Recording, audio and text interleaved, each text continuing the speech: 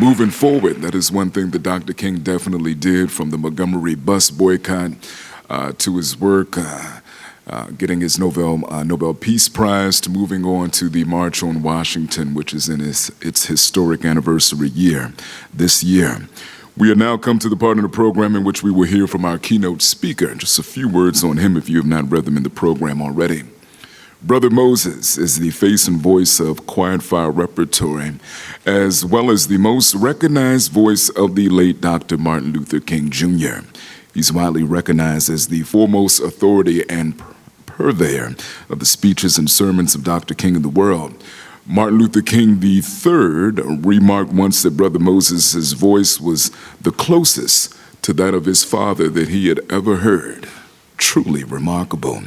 In fact, Brother Moses, as he is affectionately called, is the only individual sanctioned by the King family and the late Coretta Scott King to use the late civil rights leader's likeness and speeches in a special arrangement that he has with the King Family Museum.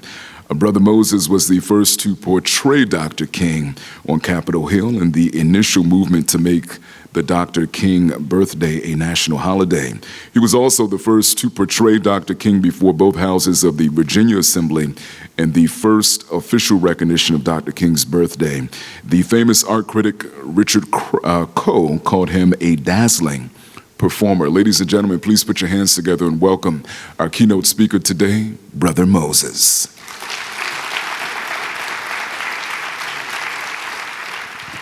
One day after finishing school, I was called to a little church down in Montgomery, Alabama. Things were going well in that church. I was preaching. It was a marvelous experience. And then one day, about a year later, a lady by the name of Rosa Parks decided that she wasn't going to stand for it any longer. She remained on a bus seat. Or you may not remember it now. It's been many years, some time back, but this marked the beginning of a movement wherein 50,000 Negroes refused absolutely to ride the city buses. And we walked together for 381 days. We stuck together. And that's what the Negro got to learn to do in the North. You got to learn to stick together. The last thing I want to leave with you today is, despite the difficulties and frustrations of the moment, I still have a dream. It is a dream deeply rooted in the American dream. I have a dream that one day this nation will rise up and live out the true meaning of its creed. We hold these truths to be self-evident, that all men are created equal. I have a dream that one day along the red hills of Georgia, the sons of former slaves and the sons of former slave owners will sit down together at the table of brotherhood. I have a dream today. I have a dream that one day even the state of Mississippi, a state sweltering in the heat of injustice, sweltering in the heat of oppression. I have a dream that one day the state of Mississippi will be transformed into an oasis of freedom and justice. I have a dream that one day my 4 children will live in a nation where they're no longer judged by the color of their skin, but rather by the content of their character. I have a dream today. I have a dream that down in Alabama, with his vicious racists, with his governor having the words of nullification and interposition dripping from his lips, right down there, little black boys and little black girls will be able to join hands with little white boys and little white girls.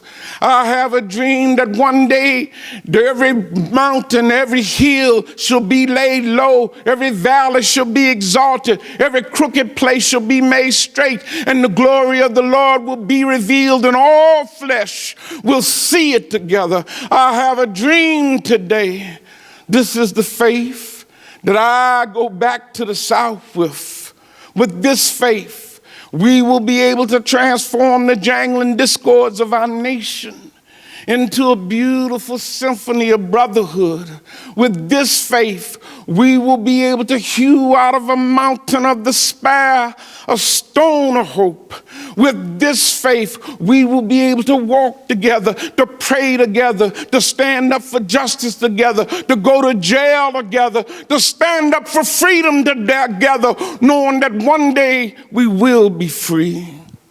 This will be the day when all of God's children will be able to sing with new meaning. My country, 'tis of thee, sweet land of liberty, of thee I sing. Land where my fathers died, land of the pilgrim's pride. From every mountainside, let freedom ring.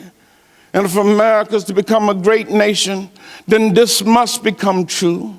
So let freedom ring. Let freedom ring from the prodigious hilltops of New Hampshire. Let freedom ring from the mighty mountains of New York. Let freedom ring from the snow-capped Rockies of Colorado. Let freedom ring from the curvaceous slopes of California. But not only that, let freedom ring from Stone Mountain of Georgia. Let freedom ring from Lookout Mountain of Tennessee. Let freedom ring from every hill and molehill of Mississippi. From every mountainside, let freedom ring. Because when we let freedom ring, when we allow it to ring from every village and from every hamlet, from every state and from every city, we will be able to speed up that day when all of God's children, white men and black men, Jews and Gentiles, Protestant and Catholic, will be able to join hands together and sing in the words of that old Negro spiritual. Free at last, free at last. Thank God Almighty, we're free at last. God bless you.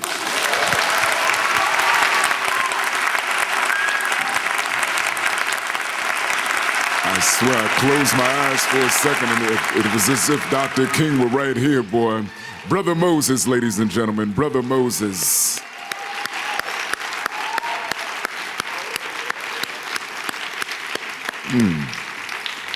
My. How beautiful it is. I'm sure you all felt that in your mind, your body, your soul, your spirit, just as I did. Boy, powerful words. Powerful words of Dr. Martin Luther King brought to you by Brother Moses today.